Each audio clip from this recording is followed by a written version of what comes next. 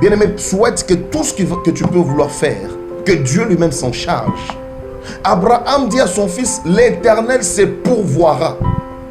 Cela m'amène à comprendre que Jéhovah Jireh veut dire, c'est l'Éternel qui se pourvoit. Lui-même prend résolution de s'élever, d'entrer dans ton problème. Tu as un problème, n'est-ce pas? Mais j'aimerais te dire, il y a Jéhovah Jireh. L'obakaka Jéhovah Jireh. Parce que Nzambe morazo telema. Il s'élève dans ton problème. Azo telema na kati ya problème na yo pour appeler son solution. Ce message, c'est un message pour toi qui me suis. C'est un message qui est vraiment pour toi, homme de Dieu. Peut-être tu es découragé dans l'œuvre que tu fais pour l'Éternel. Tu te rends compte que tu tournes en rond. Mais je suis venu te réconforter. Prends courage.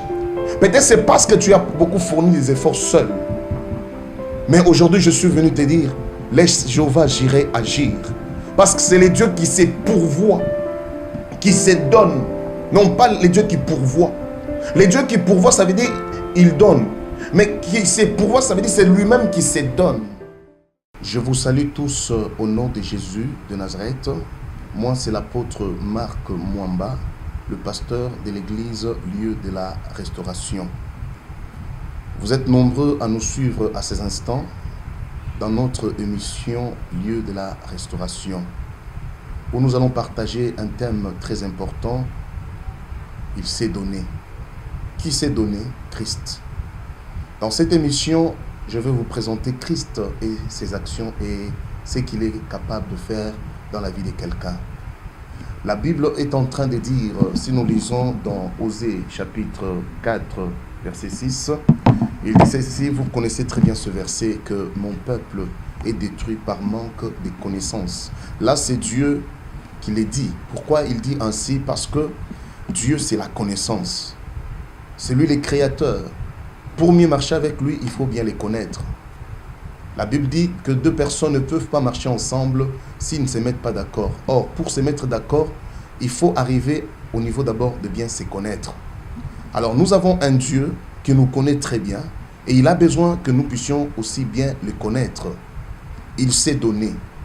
Nous sommes dans Tite, chapitre 2, verset 13. La Bible dit ceci, en entendant la bienheureuse espérance et la manifestation de la gloire du grand Dieu et de notre Sauveur Jésus-Christ, qui s'est donné lui-même pour nous, afin de nous racheter de toute iniquité et de se faire un peuple qui lui appartienne, purifié par lui et zélé pour les bonnes œuvres.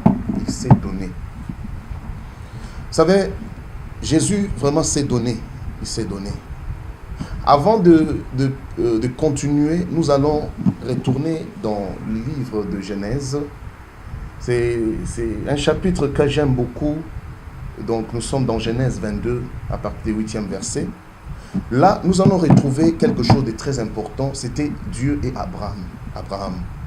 Nous voyons que Dieu a demandé à Abraham de donner son fils. Vous savez, il y a certaines bénédictions. Pour que ça se déclenche, on a besoin de certains sacrifices. Et le constat qui est fait, c'est que Dieu dit à Abraham, donne-moi ton fils, ton unique.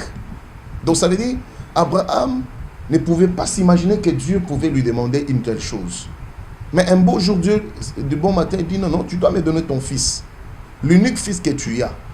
Mais c'était un peu compliqué pour Abraham.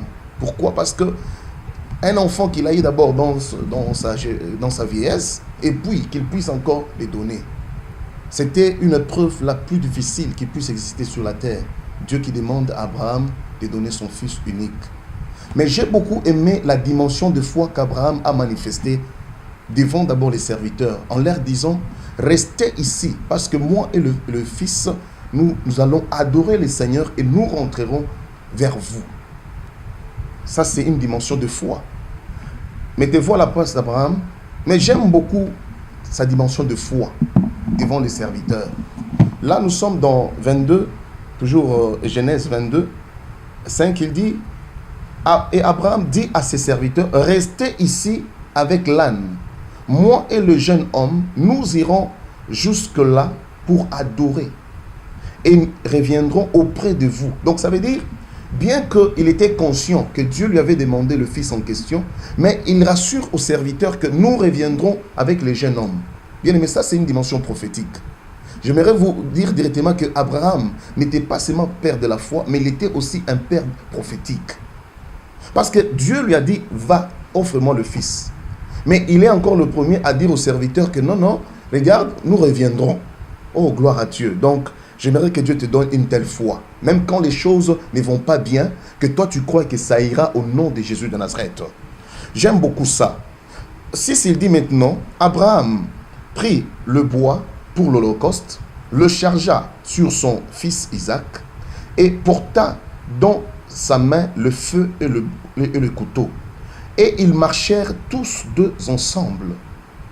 Alors Isaac, parlant à Abraham, son père, dit, « Mon père !»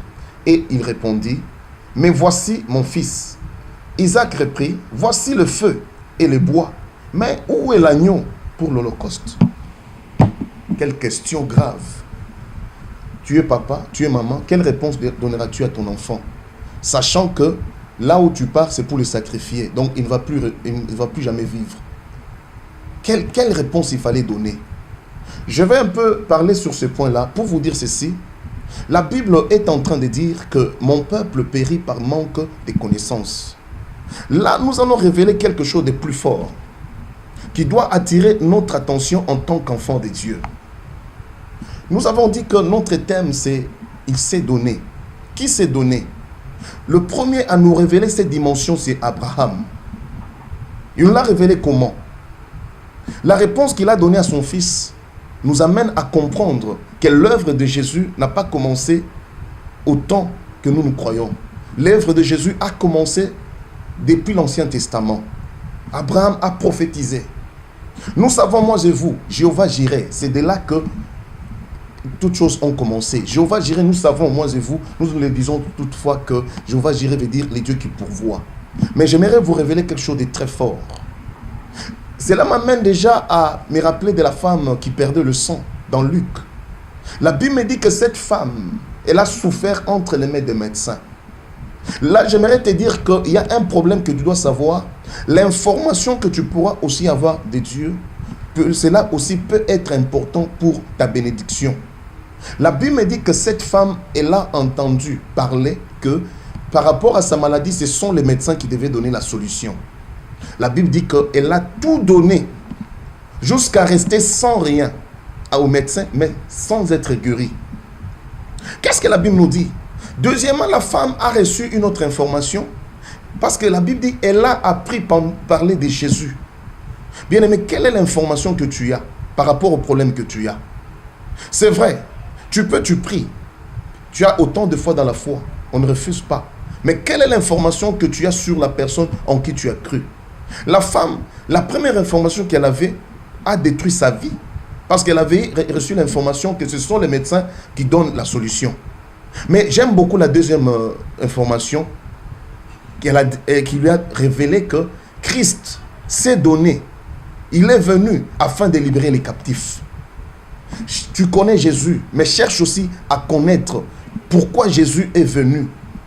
Il s'est donné, je le répète encore.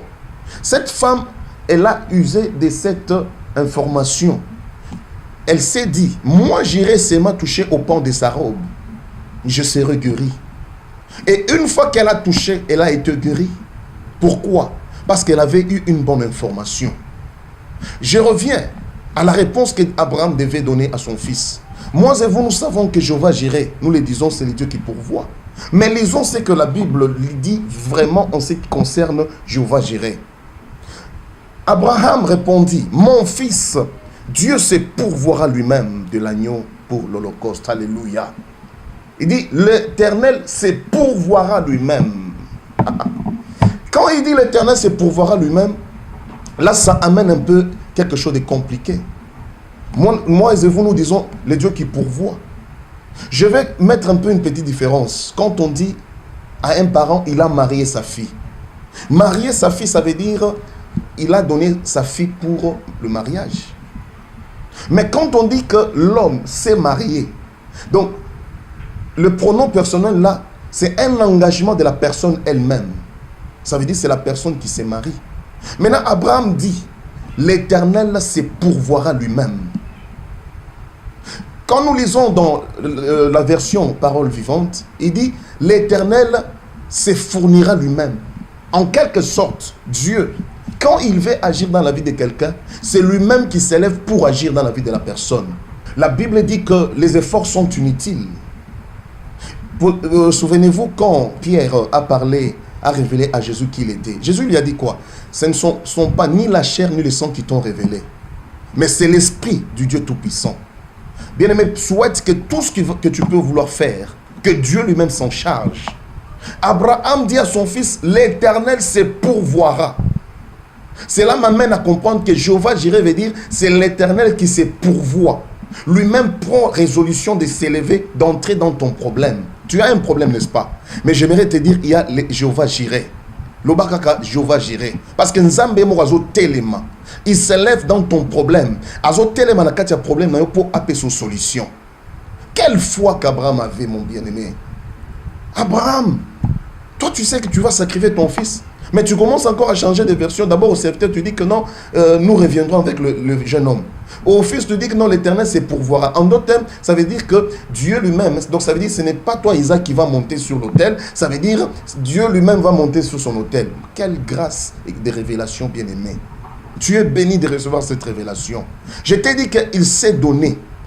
Cela veut dire, dans notre thème, il s'est donné, ça veut dire, Jéhovah Jireh veut dire, les dieux qui se donnent lui-même. C'est pourquoi Tite a dit, Jésus-Christ qui s'est donné lui-même. Pourquoi? Pour sauver, pour délivrer, pour bénir, pour te dire, ta solution ne viendra pas des mains des hommes. D'ailleurs, l'Éternel ne permettra pas que quelqu'un se lève pour te soutenir, pour qu'après qu'il se lève pour dire que c'est moi qui ai fait que la personne soit ainsi. Bien-aimé, prends courage. Je ne sais pas si tu es où, mais je sais que tu me suis très bien. Laisse-moi te dire, l'Éternel bénit Jéhovah Jireh, les dieux qui se pourvoient. Pour ton problème, l'Éternel se pourvoit. Voilà qu'est-ce qui s'est passé. Quand Abraham est arrivé avec le fils, lui, il avait déjà prophétisé que l'Éternel se pourvoit, n'est-ce pas? Il prend le fils, il le met sur l'autel. La Bible me dit ceci. Au même moment qu'il a fini l'opération, maintenant il prend les couteaux pour maintenant projeter sur l'enfant. L'ange lui dit, arrête, tu ne peux pas tuer l'enfant. En d'autres termes, ce n'est pas l'enfant qui doit mourir, mais l'Éternel doit prendre la place de ses fils. L'Éternel doit prendre la place de cet enfant. L'Éternel doit prendre cette place. Et qui est ce Dieu qui prend la place des hommes? Si ce n'est que Yeshua, le Dieu qui est parmi les hommes, le Dieu qui est parmi son peuple pour le sauver, le Dieu qui s'est présenté à Moïse. Il dit, mon nom c'est je suis, le Dieu qui délivre, le Dieu qui délivre bien-aimé. Abraham ne pouvait pas donner son fils, parce que Dieu lui-même avait déjà tout planifié. Comme pour toi, Dieu a déjà tout planifié pour ta délivrance et pour ta bénédiction. Maintenant, Abraham se pose la question, Seigneur, toi tu m'avais dit de sacrifier. Maintenant, qu'est-ce qui va se passer? Abraham maintenant reste là. Dieu lui dit, ne bouge pas. Si tu oses avancer encore, c'est toi que je vais tuer maintenant. Abraham était là. Mais à sa grande surprise, quand Abraham regarde à son côté, il voit un bélier. Oh God. Quand il voit ce bélier-là, bien-aimé, il était attaché par les cornes. Il est allé prendre ce bélier, il l'a mis sur l'autel. Et c'est ce bélier qui est mort. Cela nous démontre déjà l'œuvre de la croix. Bien-aimé, l'œuvre de la croix, c'est une action très forte pour nous, enfants de Dieu. Tel que tu es là, tu n'as plus à forcer parce que Christ à la croix, il a pris ta place. Il a pris ta place pour ta délivrance. Comme pour Isaac, c'est lui qui devait être sacrifié. Mais Jéhovah Jireh s'est levé. Toi aussi, je te dis, ce n'est pas toi qui vas mourir. Toi pour qui on a dit tu vas mourir à la fin de cette année, je te dis, tu ne mourras pas au nom de Jésus. Parce que Christ prendra ta place, bien-aimé. Même pas il ne prendra pas, il a déjà pris ta place. Avant même que ces gens opèrent, lui, il a déjà pris ta place, bien-aimé. Que le Seigneur te bénisse parce que tu écoutes ce message. Je prie à ce que même toi qui es malade pendant que je parle, reçois la guérison au nom de Jésus. Toi qui te sens étouffé, oh, je vois quelqu'un, tu te sens étouffé depuis un certain moment. Tu essaies même de te laver, tu sens que l'étouffement ne se termine pas. Laisse que Jéhovah Jireh s'élève, les dieux qui prennent la place. Toi qu'on cherche à sacrifier, Laisse que Jésus prenne ta place maintenant. Maintenant, pour qu'il prenne ta place, tu as besoin d'abord de la connaissance. Tu as besoin de le recevoir comme il le faut. Comme cette femme, quand elle a entendu parler de Christ, la Bible me dit, elle s'est avancée. Écoute, bien-aimé, tu es vraiment le bienheureux. Tu es béni, tu es béni, tu es béni. Parce que Jéhovah Jireh est là. La Bible me dit avec insistance que Christ s'est donné. C'est pourquoi Matthieu chapitre 20, verset 28 est en train de dire quelque chose de très important. C'est ainsi que le Fils de l'homme est venu, non pour être servi, mais pour servir et donner sa vie comme la rançon de plusieurs. Bien-aimé, Jésus est venu, non pas pour lui-même, mais il est venu pour toi. Il est venu afin que toi tu aies la vie. La Bible déclare qu'il n'est pas venu pour chercher de l'honneur, mais il est venu afin de se donner, afin que toi tu reçoives de l'honneur. Bien-aimé, tu es béni. Je voulais te rassurer, crois en Jésus. Cherche aussi la connaissance de ce Jésus-là, toi qui as déjà cru. Peut-être tu as fait beaucoup d'années dans la foi, mais tu n'as jamais pris le temps de connaître vraiment qui est Jésus. La Bible déclare que vous connaîtrez la vérité et la vérité vous affranchira. Quelle est la vérité à connaître? C'est Christ qui est la vraie vérité. Je suis venu vous présenter dans cette émission Lieu de la Restauration Christ qui est venu afin de donner sa propre vie. Comme Isaac devait mourir, mais Isaac n'était plus mort. Pourquoi? Parce que Jéhovah Jireh s'était élevé. Ce message, c'est un message pour toi qui me suit. C'est un message qui est vraiment pour toi, homme de Dieu. Peut-être tu es découragé dans l'œuvre que tu fais pour l'Éternel. Tu te rends compte que tu tournes en rond. Mais je suis venu te réconforter. Prends courage. Peut-être c'est parce que tu as beaucoup fourni des efforts seul. Mais aujourd'hui, je suis venu te dire, laisse Jéhovah Jireh agir. Parce que c'est les dieux qui se pourvoient, qui se donnent. Non pas les dieux qui pourvoient. Les dieux qui pourvoient, ça veut dire il donne. Mais qui se pourvoit, ça veut dire c'est lui-même qui se donne. À ces instants dont je parle, l'Éternel est en train de se donner pour la vie de quelqu'un. Il s'est déjà levé. Il veut te bénir. Au nom de Jésus de Nazareth. C'est pourquoi pendant ces moments, nous allons faire une prière tous ensemble. Parce que je voulais prier pour toi. Tu es découragé là où tu es. Tu n'as plus la force. Peut-être tu te dis que pour moi c'est fini. Ce n'est pas encore fini. Laisse maintenant Jéhovah Jireh commencer son œuvre. N'est-ce pas, on a toujours dit, là où les hommes, leur force se termine, c'est là que la force de l'Éternel commence. C'est ça l'action de Jéhovah Jireh. Donc l'œuvre, donc le mot Jéhovah Jireh est en train de nous révéler vraiment Christ.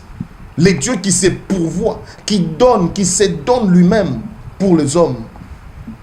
Si tu es découragé, bien-aimé, crois que par la prière que je ferai pour toi, tu seras restauré. Les dieux qui restaurent. Peut-être tu as perdu tout ce que tu avais. À ces instants dont je parle, je vois Dieu en train de visiter quelqu'un. Tu vas fermer tes yeux. Je ne sais pas où tu es. Peut-être tu es à l'hôpital.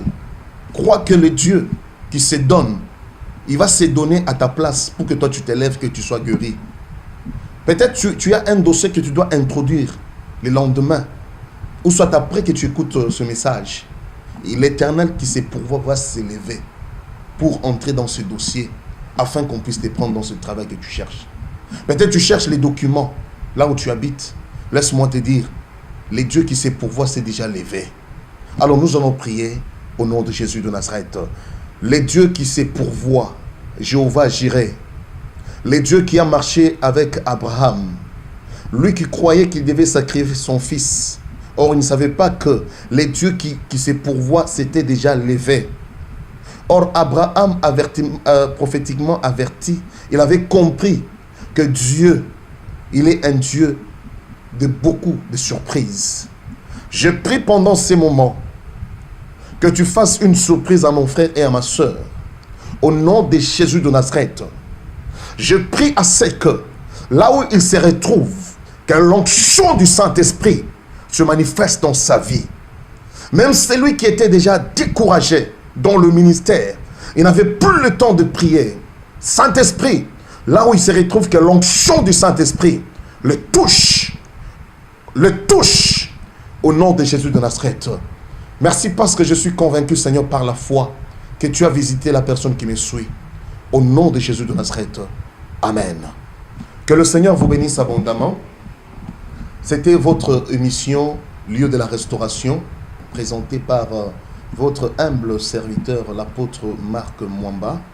Je suis pasteur de l'église Les Lieux de la Restauration, qui est à Kinshasa, sur l'avenue N'Djamena Ngaliema, numéro 8. Et sur Facebook, vous allez nous retrouver avec comme nom apôtre Marc Mwamba. Et le numéro de contact, c'est plus 243 81 15 55 367. Plus 243 81 15 55 367. C'est pourquoi je vous demanderai aussi de vous abonner sur notre chaîne Congo Solution TV. Vraiment, c'est une chaîne qui nous bénit. Je crois qu'à la prochaine, on se verra encore et que le Seigneur vous bénisse. Bye.